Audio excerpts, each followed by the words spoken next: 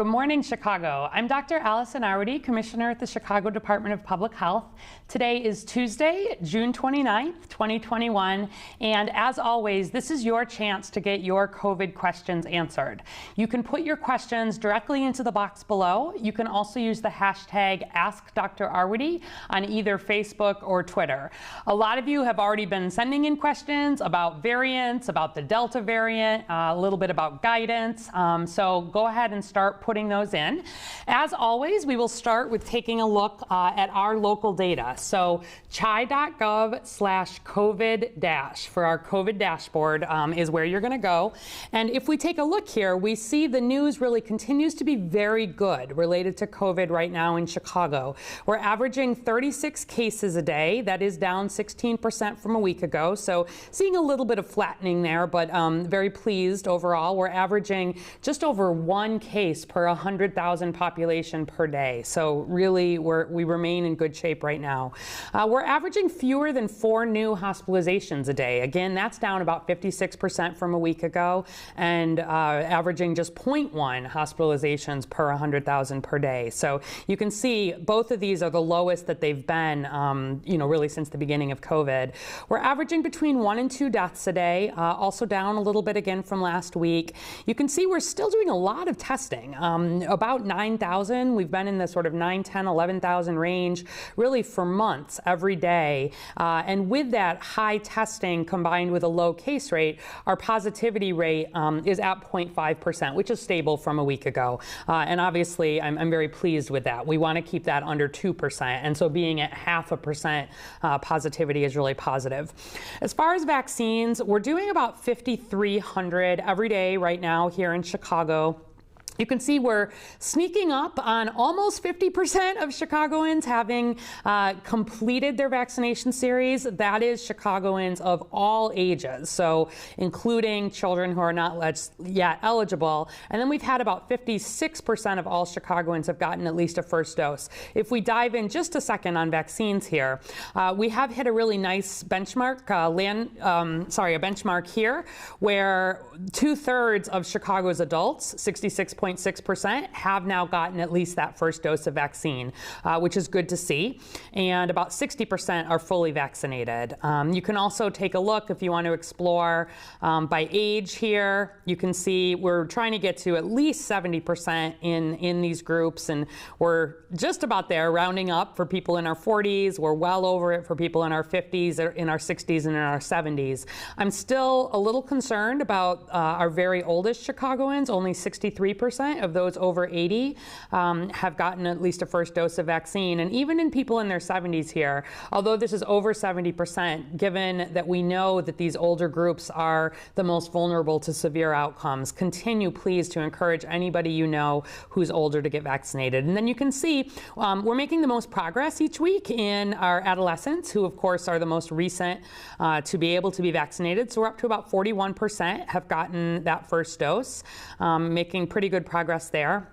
And we're still, if you look by race ethnicity, still seeing lagging among Latinx and Black Chicagoans, although by far the most vaccinations at this point are going to Black and Latinx Chicagoans. So we're chipping away at this every week, and I encourage you, if you want to look at percent vaccinated over time or daily average doses, that you can do that there. We also had gotten a question in the last time that we did Facebook, wondering about what someone had perceived to be a surge of cases in a particular zip code. And I wanted to just show you quickly how you can look at that to really understand what's happening related to cases. So you can look at cases by zip code here. You can also look at vaccines by zip code. And what you see is that this graph calibrates every week to whatever our baseline is. So the darkest is always going to mean the zip code that had the most cases in the most recent week. But if we hover, you see that actually this zip code had 13 cases for the whole week, and so much lower than we had previously been. I think the questioner was asking about 60640, which is up here. You can see in the most recent week there were 10 for the week, and a positivity of 0.7%.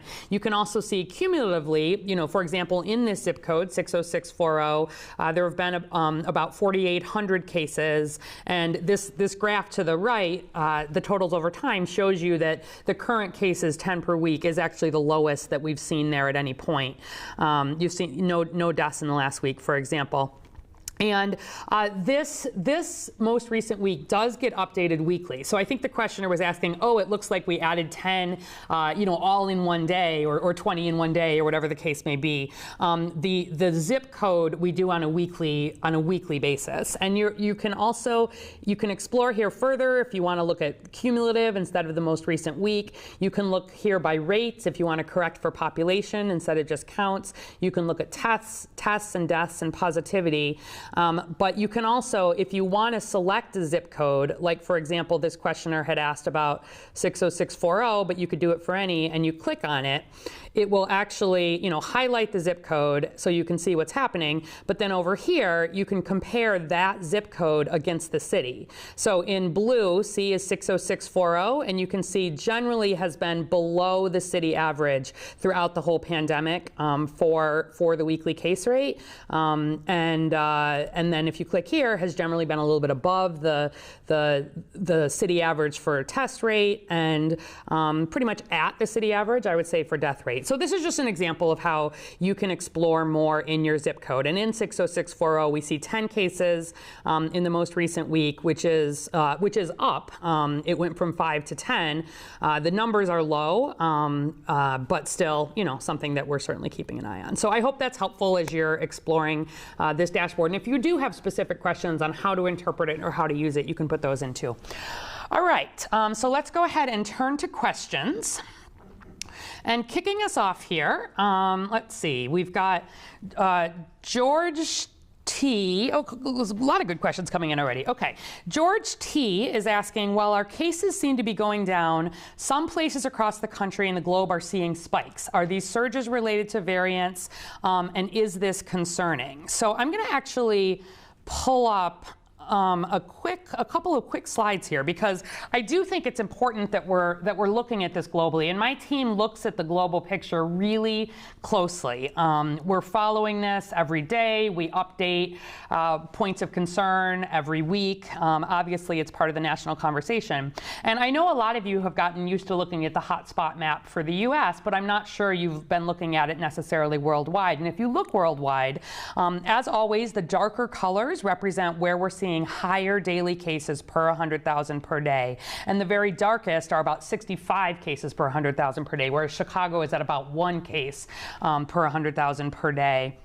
And what you see here is that particularly in the southern hemisphere, right, Brazil, Argentina, Chile, really most of South America here, as well as southern Africa, South Africa, Botswana, Namibia, are all seeing surges right now. And although Australia has a very low numbers here, Australia is actually having, for Australia, a pretty significant COVID surge. They are having the biggest lockdowns that they've had to date, because Australia and New Zealand both have been very well protected against COVID, so they haven't had as many people get infected.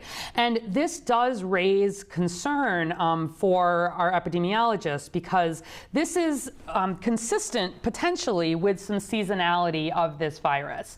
We always look at the southern hemisphere during our summer here in the northern hemisphere to get a sense of what the flu season might look like, because we know that in the southern hemisphere it's winter when it's our summer, and vice versa.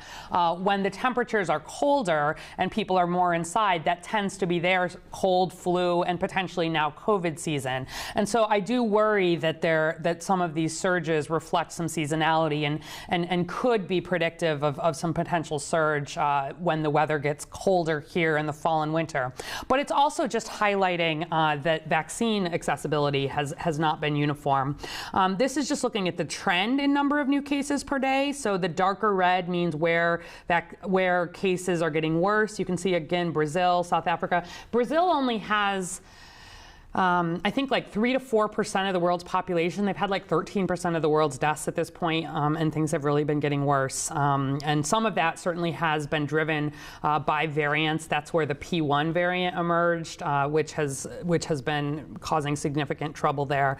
But you can see again in the southern part of Africa, some increase. And in Asia there, that Mongolia is that brighter red. And that's an interesting one because it is actually quite vaccinated as far as countries go. But they were using primarily one of the vaccines from China, which has not been shown to be as protective against some of the variants. And they actually are working now to do some more sort of follow-up vaccine with Pfizer, which has continued to show good protection.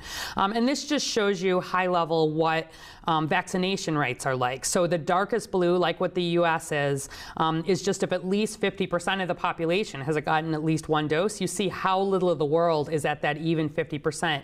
The lightest green here, like what is across most of Africa, Eastern Europe, I mean, that's less than 5% of the population. And there, much of the world here is still in the 10 to 25%. And so where there are variants that are emerging, whether that's Delta variant or any other variant, we really see that having the effect of spreading quickly through the population and worsening outbreaks. So certainly it's of some concern.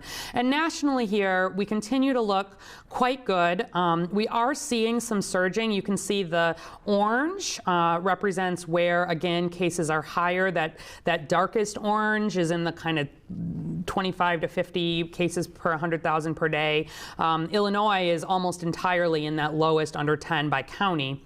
But we're seeing some surging, some of it being driven by variants, but very much landing in unvaccinated areas. And if you compare the map of where we have low vaccination rates across the U.S. with where we are seeing a little bit of surge in cases, there's good overlap there. So I hope that helps kind of explain a little bit of the context. And I saw that we got a question in also from, who was it? From Mary Kay on Facebook says, I've received one of my first shots of Pfizer. How much protection will I have with only one shot? And if you don't mind, I am going to just bring up again one slide here because I was going to raise this anyway. This is the last thing we'll show. Perfect. Is that one of the things we've seen with the Delta variant in particular is that it's really important that people get both shots. So Mary Kay, if you've only gotten a first dose of Pfizer, this was a study out of the UK by Bernal, you can look it up at the bottom if you want, that was looking specifically at the United Kingdom, where a huge majority of the cases at this point are with the new Delta variant, and that's been part of the surge recently in the UK. So they haven't been able to fully open. And what we've seen is that in the UK in particular, there are many more people than in the US who only have one dose, who do not have both doses of Pfizer, because they were having a big surge from the Alpha variant earlier and made a big push to get more of the population with one dose as opposed to being quite as aggressive with the two doses, just so it could go more widely. But what they've seen is that on the right here, for people who had gotten only one dose of Pfizer, the B117, that's another word for the Alpha variant, that's now the dominant variant. If you get COVID, that's the strain or the variant you're most likely to get in both the UK and the US. You see that one dose of Pfizer on the right there was only about 51% protective against the Alpha variant, and then it was only about 34% protective against the B16172, which is the other name for the Delta variant. And so one of the worries in the UK is that where a lot of the population only has one dose, they're not protected, and they've been doing a lot of aggressive work on the second. Whereas on the left, you can see where people had gotten both doses of Pfizer in a setting where Delta is surging in the UK. 2 doses of Pfizer was 93% protective against that Alpha variant, and about 88% protective against the Delta. That's very protective still. You see a little bit of drop, but for you, I would very, very strongly recommend, and for everybody, that you finish that second dose. Whether you're doing Pfizer or Moderna, the mRNA vaccines clearly work better when you get the second dose, which is how the study was done. So good question, and I hope that that helps encourage you and just reassure people that broadly, even with Delta, being vaccinated, fully vaccinated, does continue to have good protection. There's no such thing as perfect protection from COVID, but the protection does remain very good if you and people in your network are vaccinated. Okay, so let's go back and get some more questions. All right.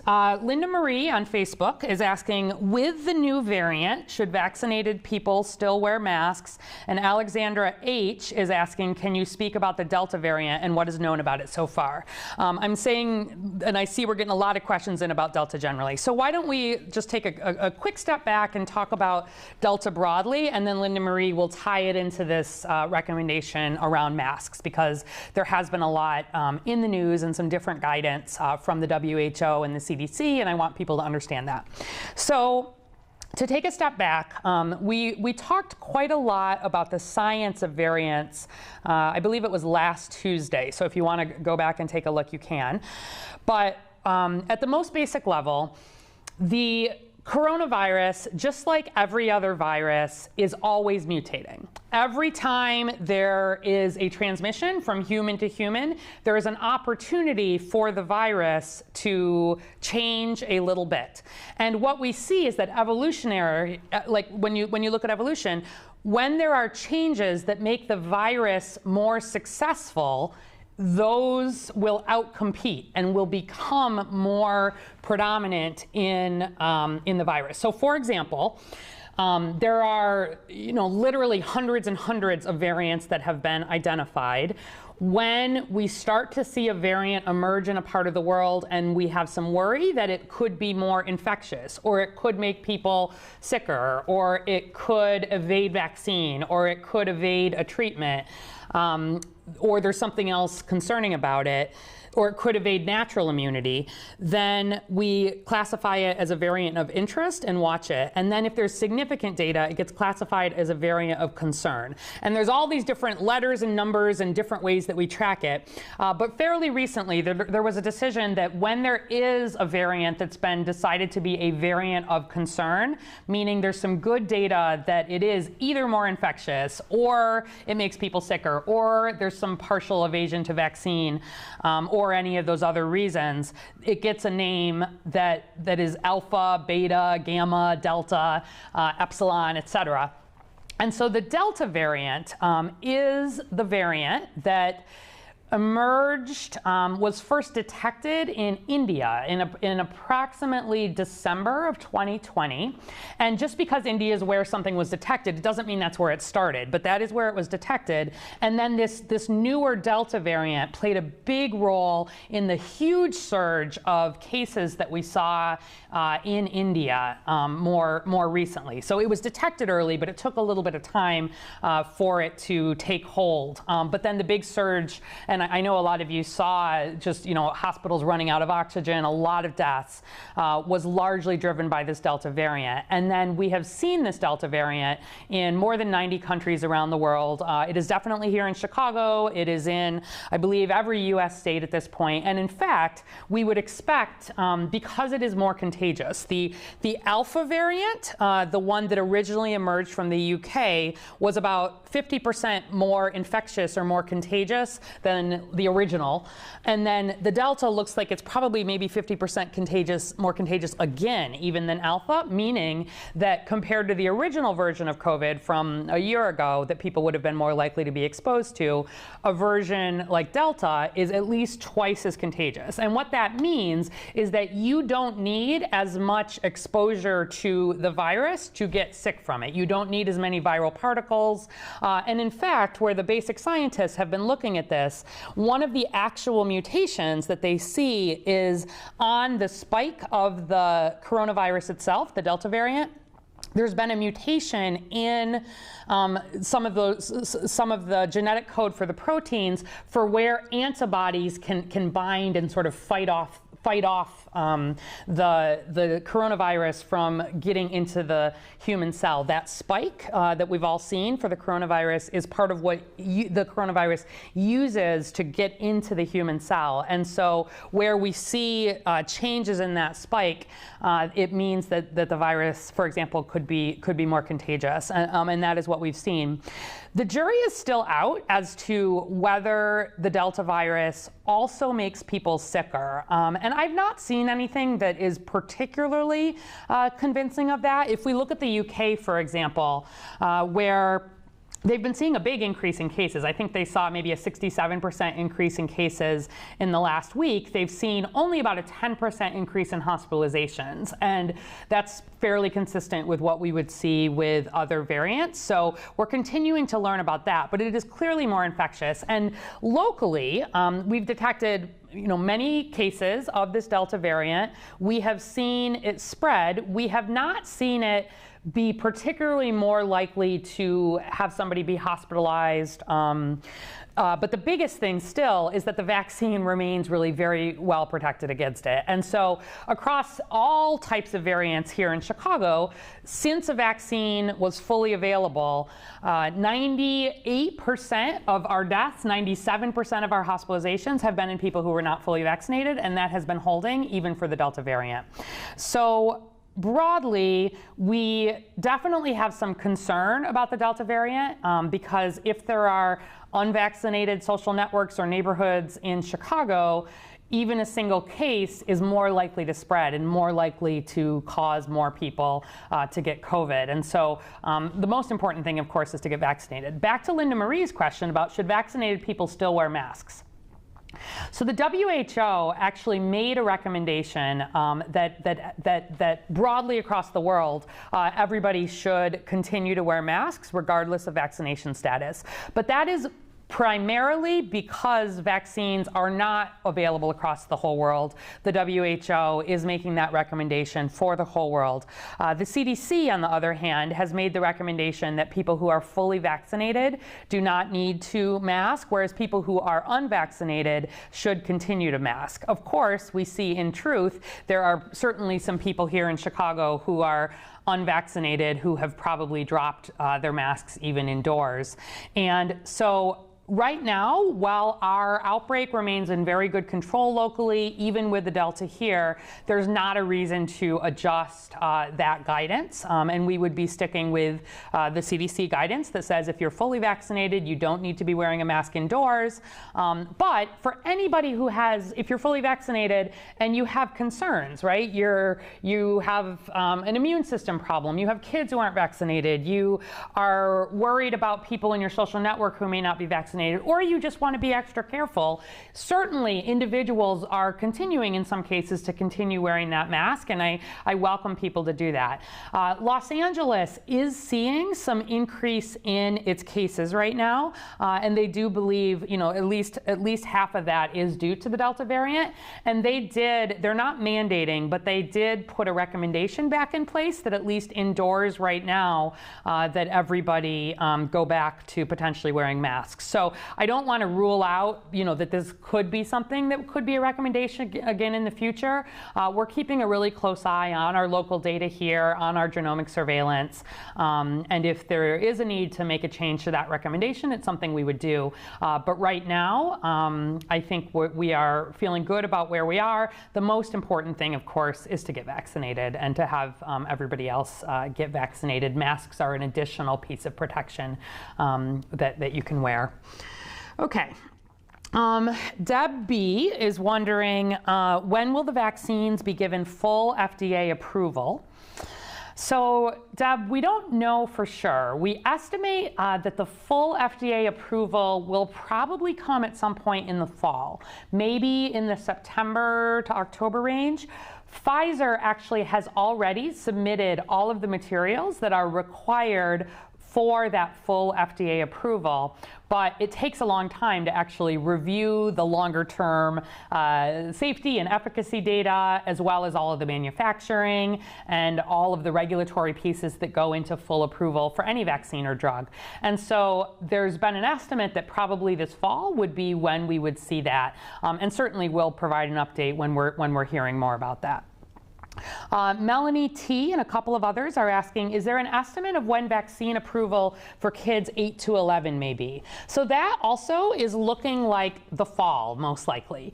Pfizer, Moderna, J&J, everybody is doing studies, and there are even some vaccine manufacturers that are not to market that have continued to do their studies. And Pfizer has estimated that probably in the September to October range is when we would see all of that data done and being able to put the data forward for the FDA for consideration, as well as the Advisory Committee on Immunization Practices, the ACIP at CDC. So we are going to be back in school before vaccine is available for those younger kids. And I also don't know what the bottom limit on that will be. My guess is it will approximately be school age. So will it be 5 to 11? Will it be 6 to 11? We'll see. A lot of the piece they're still working on is the dosing. You really want to make sure that the dosing is appropriate for that age children. And then there are also studies going all the way down to 6 months. There's also need for different dosing there, is what it looks like. And in all of these cases, you can't rush the studies, right? You've got to make sure all of the same steps are being followed. But both for FDA approval and vaccine for kids are looking like a September, October, if I had to take a guess. But it is really the FDA that gets the final say on this. So there's a question here. We've seen a 170 case jump this week. Have we learned anything from contact tracing? So I don't know if you're referring to Illinois, perhaps. We have definitely not seen a 170 case jump here in Chicago.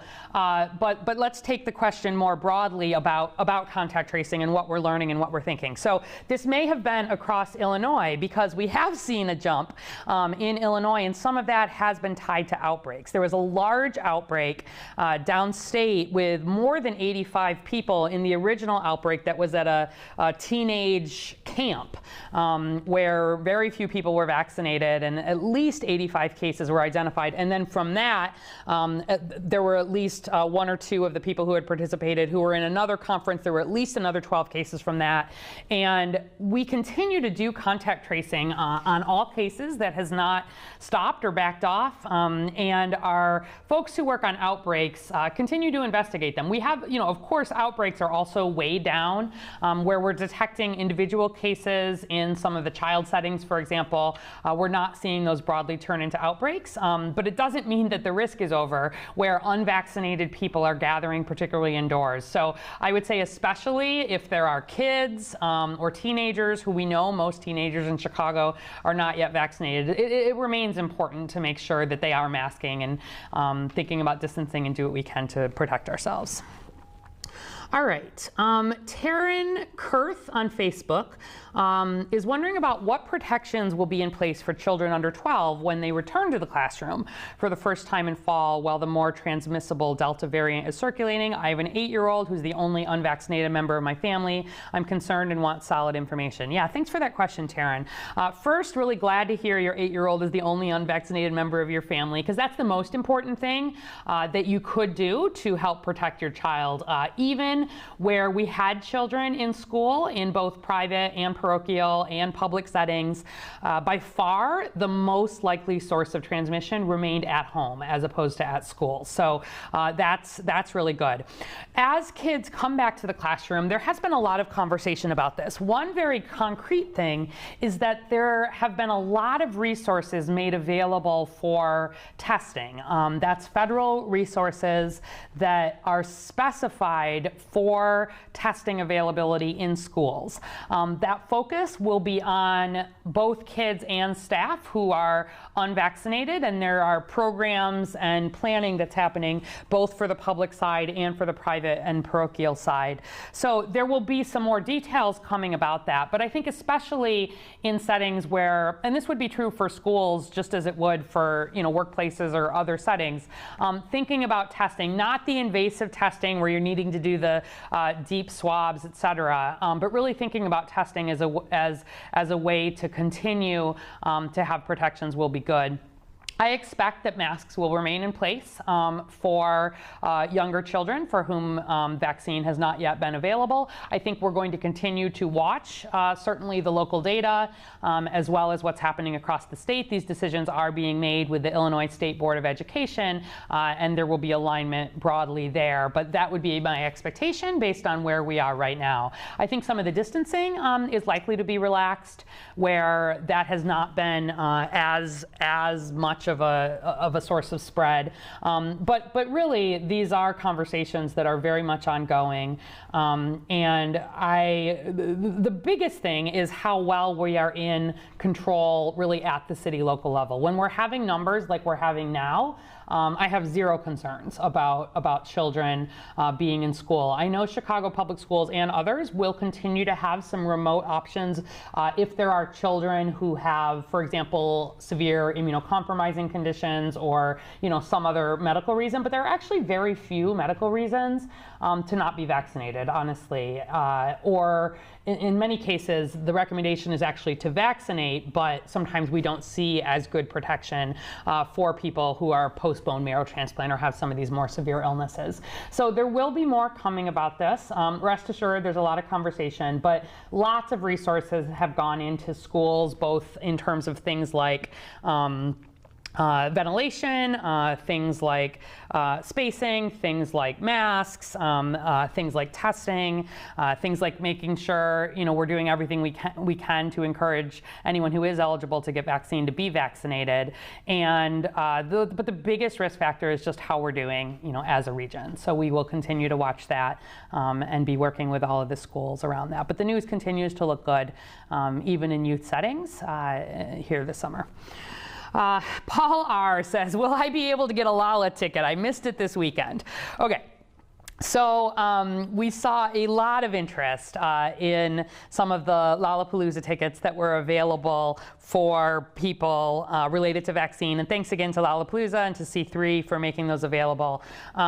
We saw, we had these LALA days that were at our pods where people were coming and getting tickets, and we had DJs, and it was a lot of fun. And then where we had some tickets available for people who were already vaccinated, hundreds of tickets there, those went out in less than 2 minutes. And so we know that LALA is a draw for people, and there are still some one-day tickets that we will continue to have available at city sites, but those are only for people who are not yet vaccinated. Other than that, you can certainly purchase a LALA ticket, and I encourage you to do that, but we're not likely to have more, or at least not significantly more, free LALA tickets. But thank you if you're already vaccinated, and if you weren't able to get in when we saw all of that interest, apologies for that. Alexandria D is asking, if I got the J&J vaccine, do I also need to get an mRNA vaccine like Pfizer for protection against the Delta variant? Yeah, really good question, Alexandria. Right at the moment, no. The Johnson & Johnson vaccine, the Moderna vaccine, the Pfizer vaccine, all have continued to show good protection against the Delta variant. Where there has been some concern have been, like I said, one of the vaccines like Sinopharm that came from China originally. So right now, there is no recommendation if you are fully vaccinated with any of those 3 vaccines that you would need to get another type of vaccine or that there's a need there. And really the news continues to be good. Where we look at this question of will we need boosters, there was just some additional studies out that have been, this is one of the biggest questions, and the news really keeps looking promising, that the protection for the variants we have now, for the vaccines that we have now, is looking quite good and quite long lasting. And I'm not anticipating that we will be seeing large-scale booster shots anytime very soon for the broad population. Is it possible that for particularly high-risk populations, long-term care, or people who are older or immunocompromised, might there be some recommendation for a booster in the future? It's possible. And then the other big question is, if we see a variant emerge where the current vaccines really are not protective, that would be when we would be thinking more broad scale. But right now, if you've had the J&J, you can consider yourself fully vaccinated, and the protection against the Delta variant also remains good for you. Deborah H. is asking, what percentage of people are fully vaccinated in Chicago? So when you go to our dashboard, chi.gov/COVIDVax, it's right on the homepage there. 49.4%, so just about 50% of Chicagoans have completed the series. And that is people of all ages, including children. If we look just at adults, for example, Let me just grab this here. Our percent vaccinated over time for all of the different groups.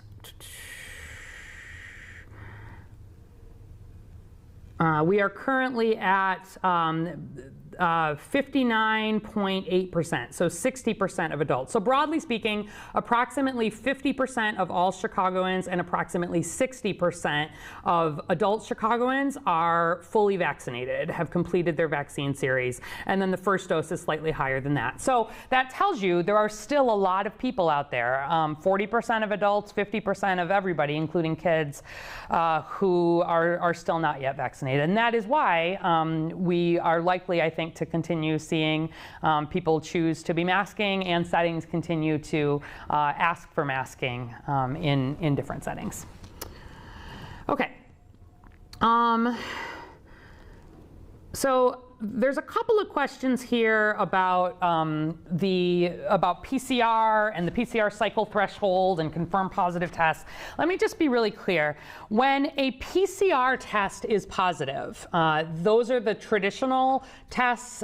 They were the first ones to really come on. They are the most sensitive test, meaning if you have COVID, that test will be positive, but it can stay positive for a long time. It's why we don't recommend, if somebody is diagnosed with COVID, they have a positive PCR test, like they have had COVID. It's not a question of whether they've had COVID, but if you keep testing with PCRs, that's the test that can sometimes stay positive for a long time, even while people are no longer infectious. That's why there's the 10-day recommendation for isolation and for symptoms to resolve, rather than that, as opposed to the antigen tests, which are the more rapid tests, the ones that are more widely available now, that you just do the swab. The one I bought on DoorDash the other week when I had a cold and I wanted to just make sure I didn't have COVID. You know, these widely available antigen tests are just a positive negative. There is no cycle threshold, but those are good because they are less likely. They won't stay positive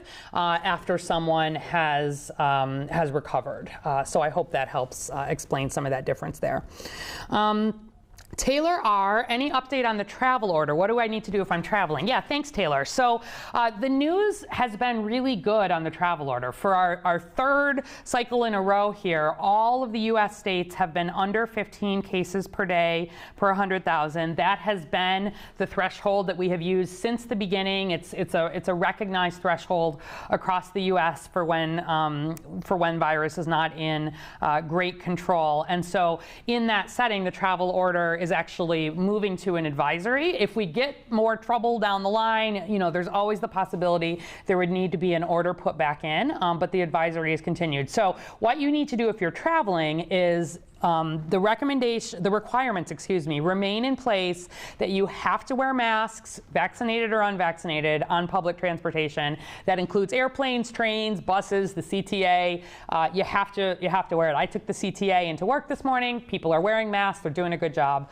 And already in Chicago, if you were fully vaccinated, there was no need to do anything else. Recently, while everybody has been in, all the states have been under good control, there has not been a requirement around testing or quarantine, even if people were unvaccinated. So that remains true. There is no requirement.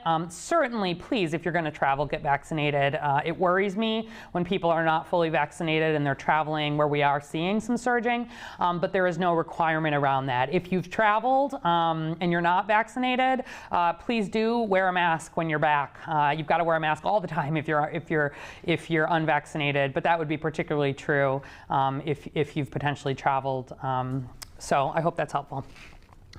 And then we've got, we're just about actually at time. I see Henry D., this question about why do I need to go back and get another dose of the vaccine? I don't have to do that with a flu shot twice a year. That's because the flu shot uses a totally different technology and we make a flu shot every year. So you don't have to go back and get 2 flu shots a year, but you do need to get a different flu vaccine every year because we recreate the flu vaccine for different strains, variants, if you will, of flu. And actually, there are different doses of the flu flu vaccine. And so there have been times, like during H1N1, you actually did need to go and get 2 shots, or we'll give higher dose flu vaccine sometimes for people who are older. But the mRNA vaccines, which is the Pfizer and the Moderna, were studied to be this 2-dose series where the first dose is priming your immune system. It's giving your immune system that first lesson. And then with the second dose, in the studies, starting with animal studies all the way up through all the levels of human studies, that's where they were able to see that higher level of protection. So you get some protection from the first dose for sure, but that second dose in both the trials and in the real world, like I showed for the Delta variant, has been shown to be important to give you that higher level of protection.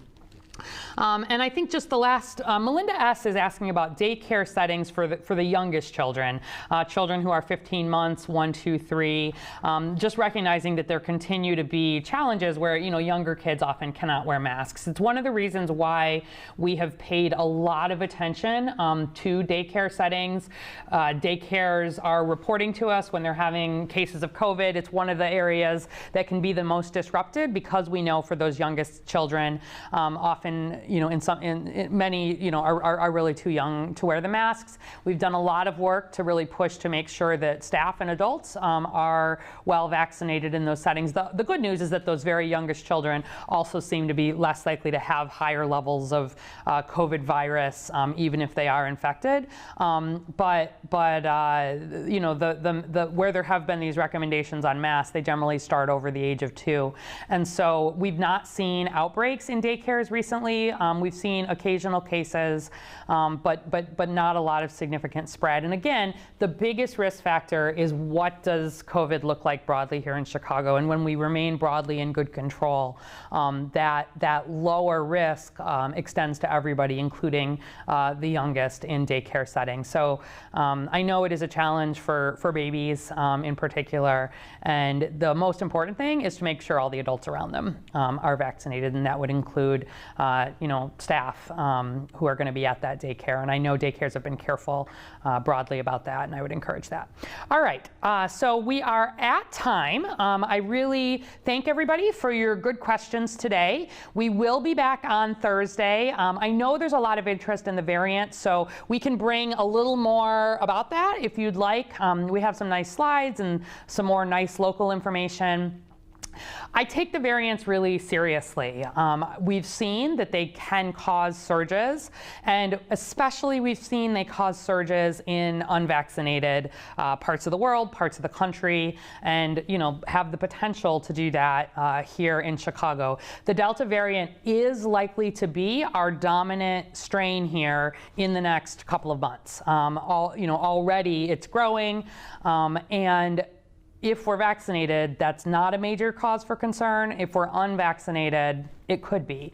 And the last thing I want to do is have to take us a step backwards, whether that's masking, whether that's thinking about a lot of the really exciting things that we're all loving getting back to. So encouraging folks to take that vaccine. And if they have not taken the vaccine, to wear the mask indoors, think about themselves, think about others. And in the meantime, we're going to keep plugging away. But I feel confident that we remain in a good place at this point, and I don't want you overly concerned if you are fully vaccinated. Thank you for joining. We will see you back on Thursday. If we didn't get to your question, check out our website, chi.gov/COVIDvax, for more things about the vaccine, and or put them in, and we will get to them on Thursday. Thanks for joining.